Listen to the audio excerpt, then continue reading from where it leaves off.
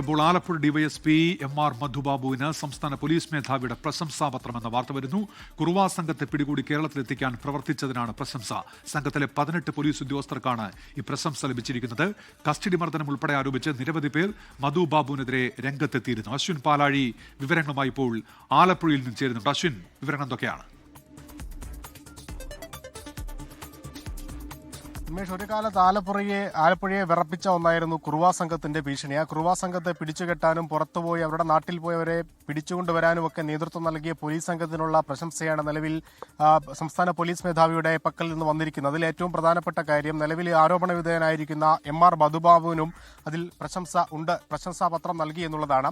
ആ അന്വേഷണ സംഘത്തിന് നേതൃത്വം കൊടുത്ത ആളെന്ന നിലയിലാണ് മധുബാബുവിനുള്ള പ്രശംസ. ഒപ്പം അന്ന് ഈ കുറുവാ സംഘത്തെ പിടിക്കാനായി പോയ മണ്ണഞ്ചേരി പോലീസ് സ്റ്റേഷനിലെ 18 പോലീസുകാർക്കും ഗുഡ് സർവീസ് എൻട്രി അടക്കമാണ് നിലവിൽ ഈ പ്രശംസാപത്രം എത്തിയിരിക്കുന്നത്.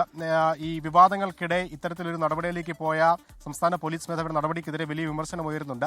ഏറ്റവും പ്രധാനമായി കഴിഞ്ഞ ദിവസം ഇന്നലെ പോലും എം.ആർ. മധുബാബുവിനെതിരെ ഗുരുതര ആരോപണങ്ങൾ പല കോണുകളിൽ നിന്ന് ഉയർന്നിരുന്നു. കസ്റ്റഡി മർദ്ദനം ഉൾപ്പെടെ SFI നേതാക്കളടക്കം ഇടതുപക്ഷ നേതാക്കൾ രൂക്ഷമായ വിമർശനം മധുബാബുവിനെതിരെ ഉയർത്തുകയും ചെയ്ത സാഹചര്യത്തിൽ ഇത്തരത്തിലൊരു നടപടി ഈ സമയത്ത് തന്നെ വന്നതിനെയാണ് വിമർശനപരമായി ഉന്നയിക്കുന്നത്. അതേസമയം ഈ വിഷയത്തിൽ കൃത്യമായി ഇടപെട്ട ആൾ എന്ന നിലയിൽ ഈ പ്രശംസാപത്രത്തിന് മറ്റ് വിവാദങ്ങളിലേക്ക് കടത്തേണ്ട എന്നുള്ള നിലപാടും ഒരു വിഭാഗം ആളുകൾ ഉയർത്തുന്നുണ്ട്. എന്തായാലും നിലവിൽ ഈ പ്രശംസാപത്രം ഇപ്പോൾ കൊടുത്തതിൽ വലിയ വിമർശനങ്ങൾ എം.ആർ. മധുബാബുവിനും സംസ്ഥാന പോലീസ് സേനയ്ക്കും നേരിടേണ്ടി വരുന്നുണ്ട്. ഉന്മേഷ്, ശരി.